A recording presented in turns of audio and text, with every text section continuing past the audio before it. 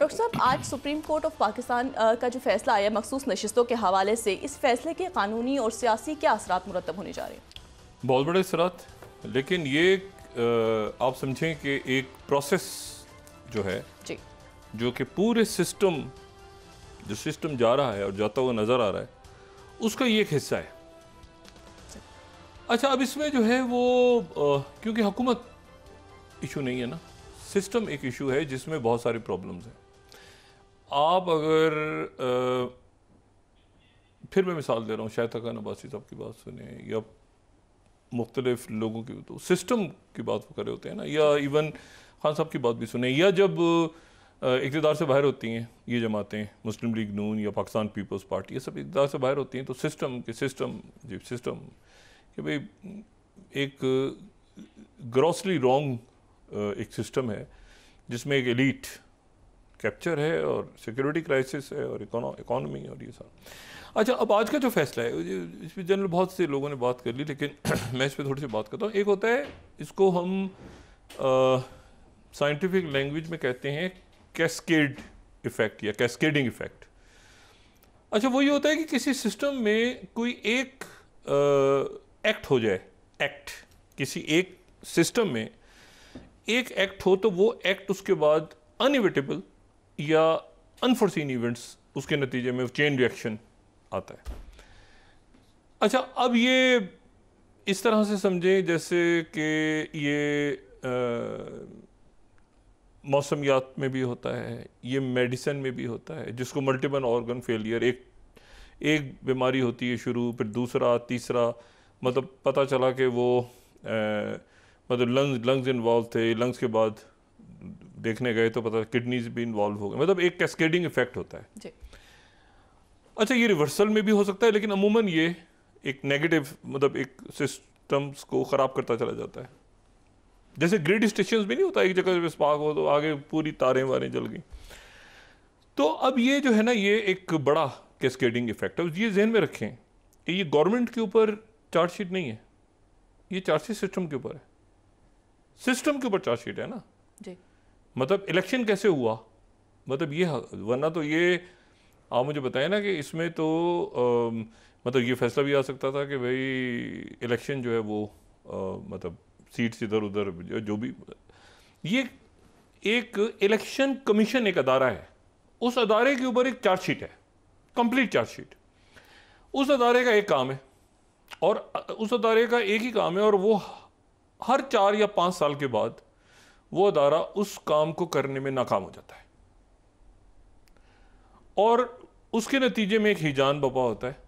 चाहे वो 2008 से शुरू कर लेते हैं, ठीक है, जो मैंने अभी रेफरेंस दिया था चंद रोज पहले भी कि 2008 का इलेक्शन, तो पता चला पहले बता रहे हैं आके अमेरिकन चौधरी शवाद को कि जी वो तो मामला तय हो गए।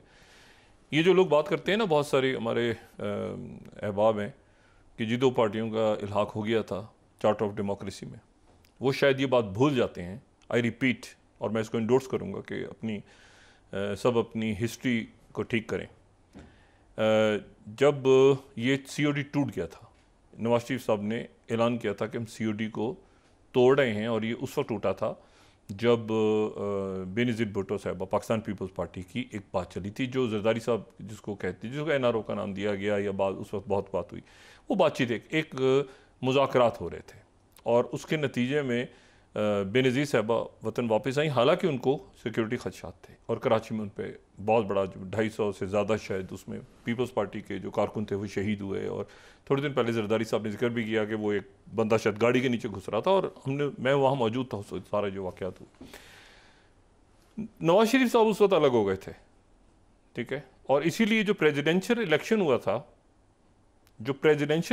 था उसमें जो है वो अलग अलग उम्मीदवार खड़े हुए थे। सईद वजूद्दीन अहमद साहब, और जो उस तरफ से वजीउद्दीन अहमद साहब को सपोर्ट हुई थी, उधर से अमीन फ़हीम साहब, अल्लाह तो उनकी मग़फ़िरत हो, वो अलग अलग मामलात हुए थे। तो COD का एक मसला उस वक्त खड़ा हो गया था, और फिर नवाज शरीफ साहब बाद में आए थे। नवाज शरीफ साहब को बाद में जो है वो जरदारी साहब ने कहा था कि आप वतन वापस आ जाएं, या पीपल्स पार्टी ने फोर्स किया था कि आप वापस आ जाएं, और लेकिन वो इलेक्शन में हिस्सा लेने में वो उस वक्त भी शायद बहुत ज़्यादा इंटरेस्टेड नहीं थे। लेकिन ये कि ये COD टूट गया था उस वक्त ही, और उस वक्त बेनज़ीर भुट्टो साहबा जो हैं, अल्लाह ताला उनके दर्जात बुलंद करे, COD का एक नुकता ये भी था कि कोई पार्टी जो है वो MQM से बात नहीं करेगी। ये बड़ी इंपॉर्टेंट बात है। उसमें MQM ये कंडीशन रखी गई थी कि MQM से कोई बात नहीं करेगी, लेकिन फिर पाकिस्तान पीपल्स पार्टी का MQM से इत्तेहाद हुआ था, तो COD ख़त्म हो गया था 2000, मतलब है कि वो एक उसका उसी वक्त जो है ना, जब ये बातचीत वगैरह शुरू हुई थी, तो और उस वक्त मेरे साथ प्रोग्राम्स में गुफ्तगू करते थे सारे आके, मुस्लिम लीग नून के लोग बड़े शदीद तनकीद करते थे इस बात पे कि जो है वो ये मामलात हो गए हैं और इस तरह से और इस तरह से। बेनज़ीर साहबा कहती थी कि नहीं ये भी आ जाएंगे पीछे पीछे, मतलब मेरा वापस जाने का इनको फ़ायदा होगा ज़्यादा। ये बड़ी इंटरेस्टिंग बात है। बेनज़ीर साहबा कहती थी कि ये भी पीछे पीछे आ जाएंगे क्योंकि वहाँ प्रेशर बिल्ड होगा, तो ये भी तो 12 एनीवे वो हिस्ट्री है। लेकिन मैं आपसे सिर्फ कह रहा हूँ कि उसके बाद 2013 के इलेक्शंस के अंदर वो स्याही गायब हो गई और उसके बाद एक तनाज़ा खड़ा हुआ। 2018 में RTS बैठ गया। ये इलेक्शन कमीशन का काम है। इलेक्शन कमीशन ऑफ पाकिस्तान का काम है कि वो इस मुल्क को एक साफ़ सुथरा इलेक्शन दे जिसके नतीजे में हिजान ख़त्म हो। और उसके बाद फिर 2024 का इलेक्शन हो गया जिसके अंदर इंटरनेट भी बंद, तो एक्स भी बंद, तो ये भी बंद, तो वो भी बंद, तो सर पैर ही कुछ नहीं। अब इशू ये है कि इसमें सुप्रीम कोर्ट ने आके इस मामले को आज एक नया रंग दे दिया। अच्छा, वो नया रंग बड़ा इंटरेस्टिंग है और कैस्केडिंग इफेक्ट है। यानी कैस्केडिंग इफेक्ट से मतलब ये है कि उन्होंने सिस्टम के, यानी इसमें अभी तक मुस्लिम लीग नून या पीपल्स पार्टी या PTI को साइड इलेक्शन के पीछे चार्जशीट हुआ है ना। पहली बात तो ये उन्होंने कहा है तहरीक इंसाफ सबसे, मतलब तहरीक इंसाफ जो है वो एक सियासी जमात है। अच्छा, अब सियासी जमात है तो उसका एक निशान भी होगा ना, और सियासी जमात है तो फिर उसका इलेक्शन भी ठीक हुआ है। यानी 3-4 फैसले उड़ गए ना। इंट्रा पार्टी इलेक्शन भी ठीक हो गया, उधर से वो तहरीक इंसाफ भी ठीक हो गई। बिल्कुल एक पार्टी की सूरत में अब वो असेंबली में तहरीक इंसाफ होगी, और उधर जो है वो उनका एक ज़ाहिर है कि एक पॉलिटिकल पार्टी है तो निशान भी होगा, उसके बगैर कैसे हो सकता है। तो वो इलेक्शन सुप्रीम कोर्ट ने डिक्लेयर कर दिया उनको। पहली बात ये हुई। दूसरी बात ये हुई कि उसमें अब ये जो असेंबली बनी, ये अरेंजमेंट हुआ, जो मैं अरेंजमेंट कहता हूँ, कि कैसे हुआ, इसके भी बहुत सारे पर्दे खुलेंगे आने वाले दिनों में, और बतानी चाहिए पॉलिटिकल सियासी जमातों को, खुद बताना चाहिए सबको कि ये कैसे अरेंजमेंट हो गया। कि अरेंजमेंट का कुछ सर पैर तो है नहीं कि भाई आईनी ओहदे उधर होंगे और ये ऐसे होगा और कैसे होगा। चलें जैसे तैसे अरेंजमेंट चला, लेकिन वो चल नहीं रहा। ये मैं बहुत दिन से कह रहा हूँ कि वो फंस गया बीच में जाके। अच्छा, अब उसमें ये हुआ कि तो एक तो ये कि वो अक्सरियत, अब कैस्केडिंग इफेक्ट इसका क्या है।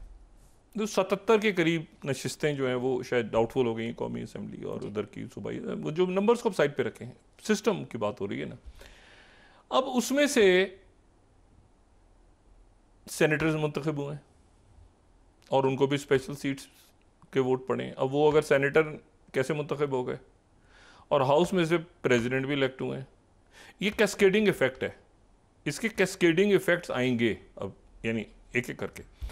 जो 40-41 लोग हैं वो शायद आज़ाद हैं, उनके ऊपर छपटने की कोशिश होगी सिंध हाउस टाइप दोबारा, कि वो इधर से उधर हो जाएं, इधर से उधर, ऐसा कुछ होगा जिसके इशारे भी फॉरवर्ड ब्लॉक ये वो।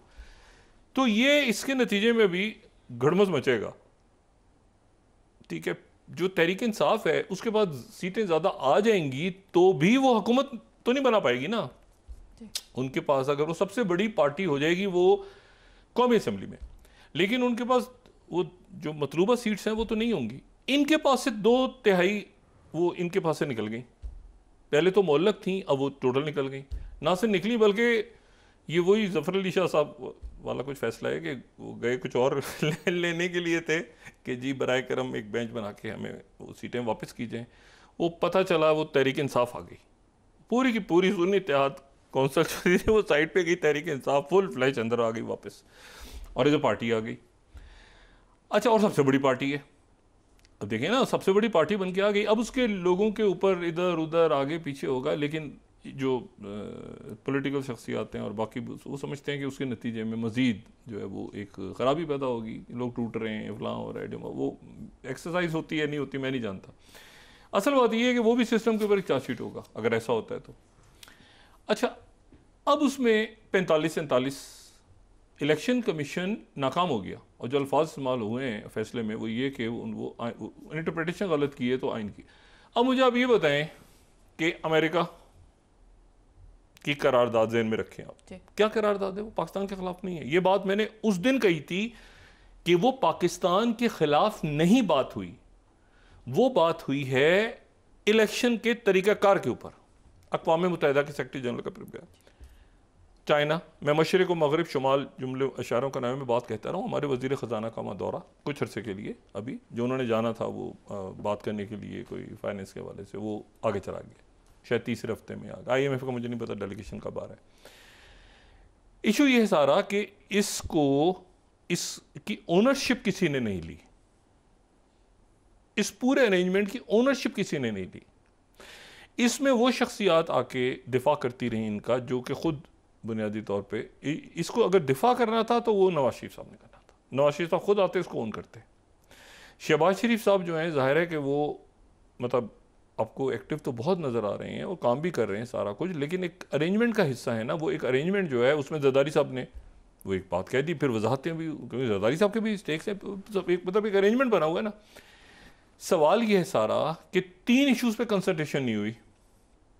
एक इशू जो था वो था मईशत को ठीक करना था। अब मैं माजी का सीगा इसलिए इस्तेमाल करूंगा कि ये कैस्केडिंग इफेक्ट शुरू होंगे, अब इधर उधर आगे पीछे। उसमें हर कुछ मतलब ये नहीं हो रहा कि इसमें जो है वो PTI अपना वजीर आज़म ले आएगी या पीपल्स पार्टी के साथ मिलके वो है, नहीं ऐसा कुछ। वो तो मुस्लिम लीग नून के लिए तो इससे अच्छी खबर ही नहीं होगी कि भाई कोई हुकूमत में आ जाए। और PTI इस वक्त क्यों हुकूमत में आएगी? कुछ भी हो जाए वो हुकूमत में क्यों आएंगे? वो तो नया इलेक्शन डिमांड करेंगे। इशू है कि सिस्टम चार्जशीट हुआ है ना, इलेक्शन कमीशन चार्जशीट हुआ है। अब इसमें जो है वो तो अगर आप इस पे 45-47 वो फॉर्म, ये चीज़ें वो चीज़ें अभी और सारा IMF के साथ मामला आपने किए हुए हैं, ये पीछे हटेंगे तो नए इशूज़ खड़े हुए। इनको मईशत पे करना 2-4 चीज़ें करनी चाहिए थी। नंबर 1, इनको पहले तो ये कि अवाम के ऊपर अगर ये सारे IMF जाना ज़रूरी था, टैक्स नेट में लाना भी लोगों को ज़रूरी था। इनको एलीट क्लास को ये होता है ना कि हम तो अनटचेबल हैं भाई, हमें कौन हाथ लगा, हम तो पूछने वाला कोई नहीं है, धड़ल्ले हम कराएंगे बजट, ये वो जो बयानात आते रहे, पढ़ा ही नहीं किसी ने, बजट साइन हो रहे हैं। इशू ये है सारा कि इसमें एक तो ये कि सेनेट की सीट्स के ऊपर सवाल उठेगा कि वो उन पे वोट जब डला है तो वो वोट्स क्या उसमें स्पेशल सीट्स भी थी या क्या था, ये उठेगा। और कैस्केडिंग इफेक्ट स्टार्ट होगा, 45-47 का दबाव बढ़ेगा, ये बढ़ेगा वो बढ़ेगा। PTI उसमें बात करेगी, उस पर जो जमात इस्लामी जो है वो महंगाई, और साथ ही उन्होंने खुशामदीद भी कहा इसको। असद कैसर साहब और मौलाना साहब की बात हुई है। नवाज शरीफ साहब को बाहर आना चाहिए और आके अगर ये सेटअप या ये ऊपर नीचे हो रहा है, जो कि हिल रहा है, अब तो इररिलेवेंट्स है ना, तो इसको नवाज शरीफ साहब पॉलिटिकल रास्ता दिखाएं। गवर्नमेंट उनकी थी, ये अरेंजमेंट था उनका, और मुझे नहीं पता कि क्या वजह हुई है कि जो जावेद लतीफ़ साहब कहते हैं कि नवाज शरीफ को बाहर किया रखा गया है। भाई वो बताएं तो सही ना कि हुआ क्या है। भाई नवाज शरीफ साहब को हमें पता चले कि वो जावेद लतीफ़, फिर खामोश हो जाते हैं जावेद लतीफ़ साहब, या उनके और लोग पहले बात करते हैं, फिर उनके लोग हुकूमत का सेटअप बन गए तो वो भी खामोश हो गए। वो पहले बात सही कर रहे थे, हमारे साथ ये हो गए। सब आए एक शख्सियत के जिनको, जो कि साद रफ़ीक साहब हैं। साद रफ़ीक साहब ने अपने आप को अलग करके अवाम से डिस्कनेक्ट किया हुआ है। वो इस सेटअप का हिस्सा मुस्लिम लीग नून के वो हैं, मगर वो आप अगर उनके जो उनका एक्स पे आता है स्टेटमेंट वो देखें तो वो महंगाई और इसके ऊपर वो बात करते हैं। वो इस अरेंजमेंट से मुतमईन नहीं है, क्योंकि ये इतने डाउटफुल इलेक्शन थे कि जिससे वो मुतमईन नहीं है कि जाके यार क्या मतलब है कि इसमें बैठ जाए। पता है कि रिजल्ट अजीब आए हुए हैं और चैलेंज हुए हुए हैं, तो मतलब चंद रोज़ के लिए सारा जो है ज़रूर करना है। वो 16 महीने वाला पहले मसला था। अब मुझे ये बताएं कि इस वक्त इसको चार्जशीट अमेरिकन कांग्रेस ने नहीं किया। अमेरिकन कांग्रेस ने भाई छोड़ देना, वो तो अलग रोज़ उनकी तरफ से मामला आते हैं। ना ये मामला जो है ये चाइना की कम्युनिस्ट पार्टी का है, ना ये मसला किसी और मुल्क का है। ये फैसला सुप्रीम कोर्ट ऑफ पाकिस्तान का है इस इलेक्शन के ऊपर। सुप्रीम कोर्ट ऑफ पाकिस्तान ने चार्जशीट कर दी है पूरे सिस्टम को, इलेक्टोरल सिस्टम को। अब आप उसमें कहते रहेंगे यूं जज ने ऐसे किया था, किसी ने ऐसे किया था, वैसे, वो भाई छोड़ दें, उसके ऊपर तो सब मुत्तफिक है ना कि वो तो एक अक्सरियती फैसला आ गया।